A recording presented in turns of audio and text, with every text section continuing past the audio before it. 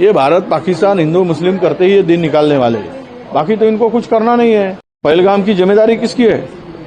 जिम्मेदारी तो सरकार ने लेनी चाहिए। पहलगाम की जिम्मेदारी बात क्या करते हैं तो उन्होंने हिंदू का पूछ कर मारा। अरे कोई टेररिस्ट को पूछने तक समय होता है क्या? उनके कान में जाके नजदीक जाके पूछेगा? ये प्लान करके मत करो। टेररिस्ट है, उसको कोई जात धर्म नहीं होता है, उसके साथ में ऐसा मत करो। मुझे लगता है कि ना मंत्रियों में कोऑर्डिनेशन है, ना प्रमुखों में कोऑर्डिनेशन दिखता है। एक बार राज्य के मुख्यमंत्री स्टेट के कहते हैं कि एक भी पाकिस्तानी महाराष्ट्र में नहीं है, सबको हमने यहां से निकाल दिया है और आदेश दे दिया है। दूसरी तरफ डिप्टी सीएम बोलते हैं कि यहाँ पे 107 आतंक अपने पाकिस्तानी यहाँ पे मिल नहीं रहे। दूसरी तरफ एक नारायण राणे कहते हैं कि वो योगेश कदम के मतदार संघ में जाकर कि यहाँ पे हिंदुत्व के खिलाफ में जो बात करेंगे तो हम लोग उनको छोड़ेंगे नहीं, कानून सुव्यवस्था की चिंता इस मिनिस्टर को नहीं है। तो इस तरह की वो बोलते हैं कि कानून सुव्यवस्था संभालने के लिए मैं सक्षम हूं। इस तरह की बातें जब होती है तो ये सरकार करके इनकी जो एक जॉइंट रिस्पांसिबिलिटी होती है वो इस सरकार की दिखती नहीं है।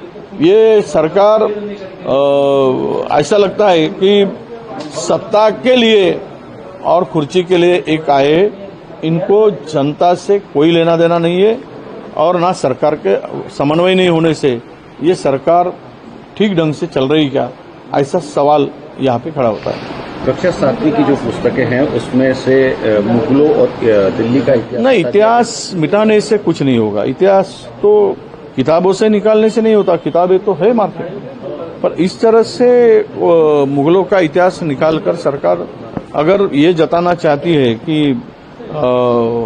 इनकी सरकार की मंशा क्या है, ये भाईचारे को खत्म करना चाहते, देश के एकात्मता को खत्म करना चाहते, आपस में दो रिलीजन्स को लगाना भिड़ाना चाहते, जो नया प्रावधान उसमें किया है ये ठीक नहीं है। ये देश की नींव सभी धर्मों को साथ में लेकर चलने की है। सभी का सम्मान की बात इस अपने देश के एक संविधान में हमें सबको दिया है। तो संविधान के ऊपर चढ़कर कोई निर्णय होता है तो देश की प्रकृति के लिए ठीक नहीं है। आगे चलकर देश को ठीक ढंग से चलाने की सरकार की जिम्मेदारी होती है। अगर इस तरह सरकार की भूमिका होती है तो मुझे लगता है कि सरकार की मंशा ही आपस में लगा बढ़ाकर, आपस में दो धर्मों को, जाति को लड़ाकर खुद की रोटी सेकने की ही मंशा इसमें दिखती है। महाराष्ट्र के मंत्री हैं राष्ट्रवादी के श्री चिरवड, उन्होंने लाडली बहन के संबंध में वो झूठ बोल रहे हैं। मंत्री ने झूठ नहीं बोलना चाहिए। 2100 रुपए देने का वादा हुआ था, अब वो भूल जाते हैं तो सत्ता में आने के बाद में जब वोटिंग मांगने जाएंगे तो इनको याद दिलाएंगी जनता। चाहे हाथ में जो मिले दरवाजे पर जाओगे तो उससे स्वागत करेगी आपका। आप झूठ बोलकर गुमराह करोगे तो एक 1500 रुपए देकर आपने उपकार नहीं किया है। महंगाई कितनी बढ़ा दी, आज सिलेंडर से लेकर तो चावल, दाल, चीनी सबके दाम, तेल से लेकर सबके दाम बढ़ा दिया है। क्या होता है 1500 रुपए में? और कुछ देना नहीं और फालतू की बातें करना, बकवास करना, यही मिनिस्टरी में चल रहा है। इस तरह की बकवास की बातें नहीं करना चाहिए मिनिस्टर ने। तो सामना में ऐसा लिख के आया है कि इतने पाकिस्तानी जब भारत में थे तो इनको पहले क्यों नहीं निकाला गया? क्या पहलगाम की इंतजार कर रही थी क्या सरकार? नहीं, सच है सामना ने जो लिखा है। अगर इतने दिनों से पाकिस्तानी वीजा खत्म होने के बाद में या इलीगल तरीके से रहते तो जिम्मेदारी किसकी है? सरकार की है। पहलगाम की जरूरत क्या पड़ी? पहलगाम हुआ और ये हुआ, इसके बाद में अगर निकालने का है तो उसके इंतजार की जरूरत नहीं थी। सरकार ने, उनके पता है, देखो अभी ये भारत पाकिस्तान हिंदू मुस्लिम करते ही ये दिन निकालने वाले, बाकी तो इनको कुछ करना नहीं है। जाओ ना चीन के खिलाफ में बात करो। बहुत सारे लोग सिक्किम जाके आते, उधर जाके आते हिंदुस्तान के लोग, जब वहां की परिस्थिति देखते हैं और वो चीन की तैयारी देखते हैं, तब तो हिंदुस्तान की कितनी जमीन हड़प लिया है चीन ने, घुसखोरी की है। उस बारे में इनके लाखैन भी नहीं, आंखें लाल भी नहीं होती, पीली भी नहीं होती। भारत पाकिस्तान जहां पे है वहीं पे करते रहते हैं। पहलगाम की जिम्मेदारी किसकी है?